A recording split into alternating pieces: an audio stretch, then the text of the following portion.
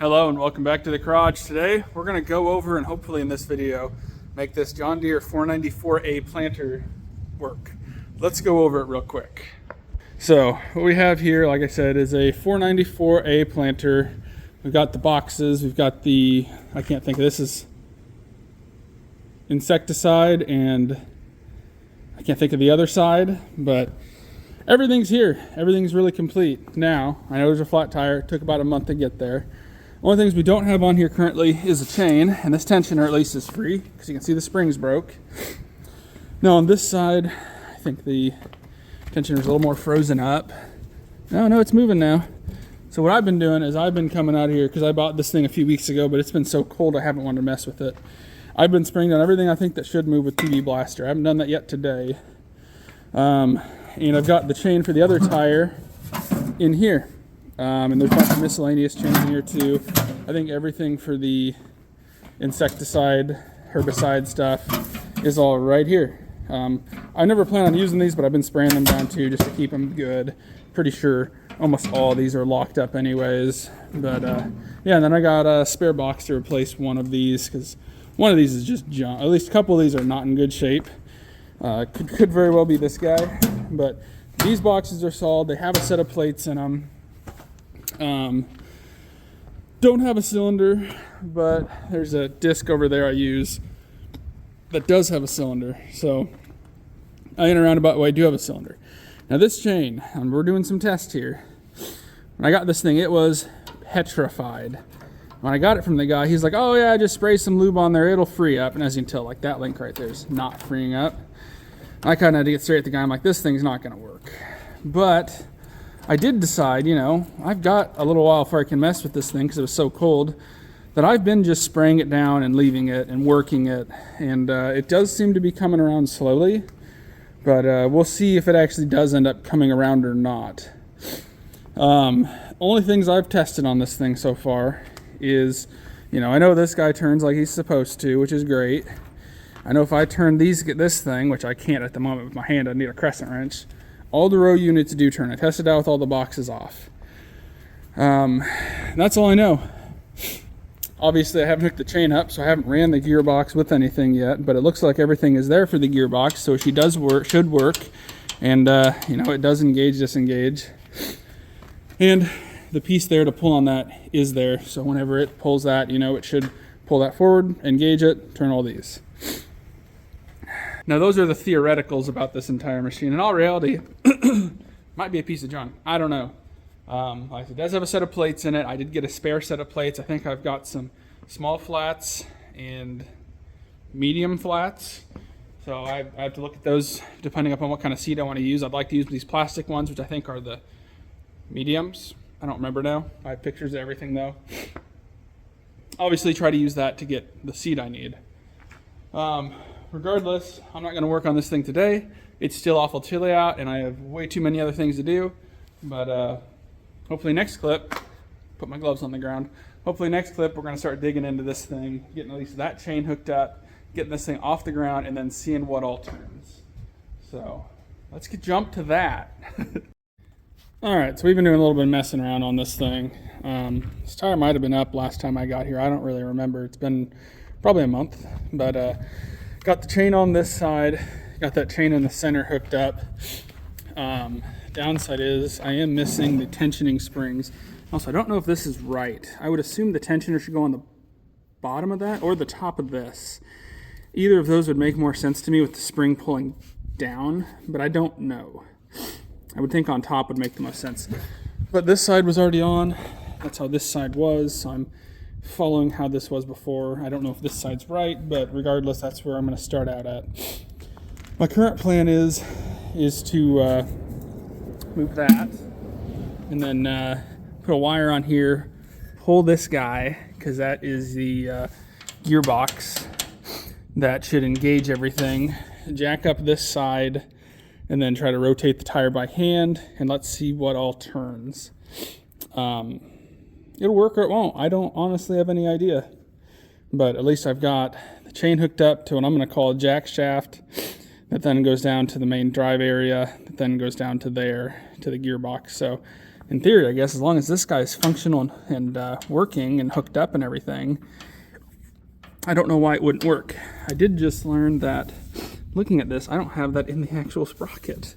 So apparently I need to move that guy over a little bit, but I might get that done, tension that guy back up, then we'll see what happens. So I got this thing off the ground, both sides, which does but doesn't entirely make sense to me why I have to, because if I move the tire, you know, you can see these fingers here are locked in to this guy. Now, I was hoping I could only jack up one side, because the spring on this side's missing. These fingers aren't in. I'm assuming this thing's probably just kind of crusted together over time. Regardless, we got it up, got the gearbox pulled back. I guess I'd like to try to set you guys up somewhere. Maybe you can see some of this stuff working, and let's see what happens. So what you're going to be looking for is, here's turning, that's the drive for the row unit. Over here, that's the main drive for that tire. I'm going to kind of turn everything, and you guys can see this side for me. I can see the other side because I'm driving the right-hand side and you're on the left-hand side. As you can tell, I did put a little bit of grease in everything where it would take it. But let's see.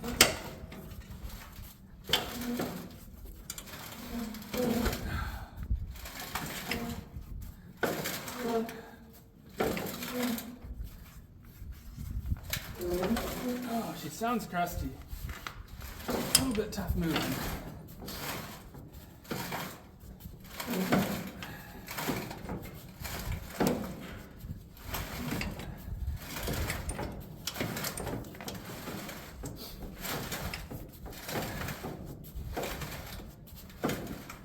So I do think I'm going to call that initial test a success. I would like to pop all these boxes off, see what zerks maybe I missed throughout here. I know some of these didn't take forever. I need to get them turned so they're all pointed upwards, so we can get them a little bit better. I think that I'm going to set the camera down for a little bit. Main objective is just going to be lube everything, turn everything, and just continually do that for a little bit until everything seems like it's moving pretty good. I want to pop these boxes off and make sure there's nothing under there that I'm missing that could use some lube. There probably is. So I'm going to get those off real quick, and I'm just going to run everything for a little while, and then I'll bring you guys back. All right, so I went ahead, took everything off. There were grease zerks in there. There are actually two. That one's probably pretty important. I don't know what this one is. Must be some kind of, there's supposed to be some kind of timing, I think, in this. Maybe that's the 495s. I don't remember. This is a 494. Regardless, don't remember. Regardless, that's greased. These are all greased. I've ran it a few times, re-greased. Somebody might wonder why you do that. This one actually has a good example because all my grease is red. You can tell there's some black in there too. That's that old grease kind of getting mixed in with the new and then getting pushed out. That's why I like to do that. That's personal preference. Some people say take it apart, clean everything out. I'm not saying that way's wrong either, but this is my personal preference. That way I can feel everything working its way into. And now everything turns pretty easy. For some reason the fingers aren't engaged on that one, but that one turns. I don't understand why that tire does that. But as you can tell, I move that strap, that guy's turning. This guy's turning. The far one is too. It's tough, probably tough for you guys to see. Yeah, as I turn, you know, that gear up there rotates. As it rotates, it turns down here, which should be connected to the seed box. And I would like to get a little bit of graphite or something in them boxes, but that's not a today problem. The thing I don't care for is some of these guys, when I grease them, the grease doesn't exactly come out, or some of them zerks need replaced. Doesn't get grease in there the best, which I'd really like to get some more in those ball joints. I don't know what you call them, but they look like a ball and socket joint with a pin through them to me. Regardless, yeah, I'm gonna call that a success for now. Yeah, I don't really know where this video is gonna go next. That's just light colored hair. My plan originally was to take this video, run it until I get in the field. Right now today's March 1st, so today's March. So depending upon when I start uploading again, might depend on whether this video comes out beforehand and then you get a second video of it in the field, or yeah, I'm pretty happy about that. Like I said, I can throw the Euro units back on, but I don't know. So talc and or graphite is the lubricant for inside the boxes. So I don't know, with these plates being plastic, how it would affect the plates, the knockers, all the other components in there. I don't know how it would affect them running them dry very much, just for testing purposes, which is the main reason why I don't want to. Now I do need to go through this thing and do a seed calibration and figure out what seed I'm using, because you need to change your discs depending upon whether it's flat, round, small, medium, or large. And then by the number of cells that are in the disc, you can use that to equate out how the chains over in the main drive over there need set. It's more over there, but by which chains need set where to what your population is going to be for the corn you're going to put in. Luckily for us, we're going to be doing sweet corn. You know, we're not trying to grow any 300 bushel an acre corn with this 494. Would it be awesome? Yeah, but the practicality and getting the accuracy of no skips and doubles with this would be incredibly difficult. I'm not saying it's not impossible, but it'd be incredibly difficult to have, let's say, even a 99% accuracy on that. People that see me work on vehicles might wonder how I'm knowledgeable about this. Farming equipment is where I started. This is where I know things. So the 494s are new to me. Finger pickups on 7000s I've done multiple times. Your new 1770 stuff like that, worked on those before too, with the central fill systems. But yeah, this style of plate is new to me altogether. Plate systems aren't, but these are. So with that being said, we're either going to say, we might have an outro saying catch you next time, or we might be hopping into testing. I don't know. Let's see. All right, so as you guys saw in the last video, we got the new carb and everything on the Ford. No longer leaking gas. It's still leaking oil. Anyways, at the 494, ignore this. This is the cylinder off my disc. Obviously the hoses are longer, so we're making do with what we got until we know everything is good. Then maybe for next season I'll splurge on a cylinder, but for now we have what we need to hopefully work. I'm going to test this by pulling with the tractor. Sadly, I only have beans right now from last year, so they do have talc and graphite on them. So with that being said, I'm just going to we're going to make sure this is cleaned out first. No, that was in there. But I'm going to spend a little bit of time making sure everything's cleaned out of here. Then I'll put a little bit of this in every single one, and I still have my strap on the gearbox to engage it, so then I can pull it and make sure everything works. Now obviously I still need to figure out what the population is going to be. That's a whole different thing that I need to teach myself how to do before telling anybody else how to do it. So for now, I'm going to clean these guys out, get seed in, and then we'll pull ahead and we'll make sure it's dropping seed.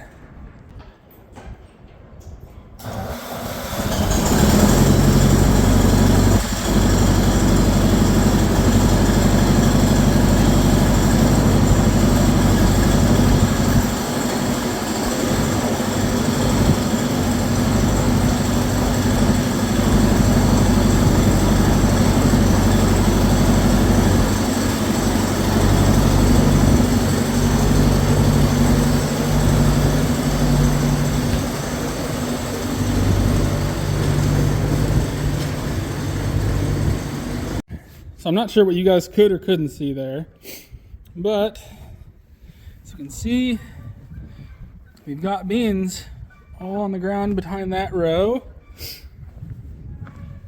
Same thing for this row. And yep, same thing for that one. And I can see them, yep, same thing for this one. So we're definitely planting beans, which is great to see. Now this is in the light. Good, I did do a decent job cleaning it. Still a little bit of rust in here, but yeah. These I'm gonna run some more of this stuff through just to get some talc on everything. Make sure everybody's ready to go. So when I do actually run it, We have some of that rust and junk all out of there too. Obviously the beans are in the wrong spot right now because they're all over here and over here because when the planter's lifted up right now, it's leaning forward. So I think that would take care of itself whenever we get out to the field. So it'd be, sitting down. Actually might end up going over to the yard. I already did this one. And actually setting it down and making sure everything works. But all in all, I'm pretty happy with that. So I'm gonna go play around a little bit more. We'll make sure nothing breaks, and we'll get to the outro.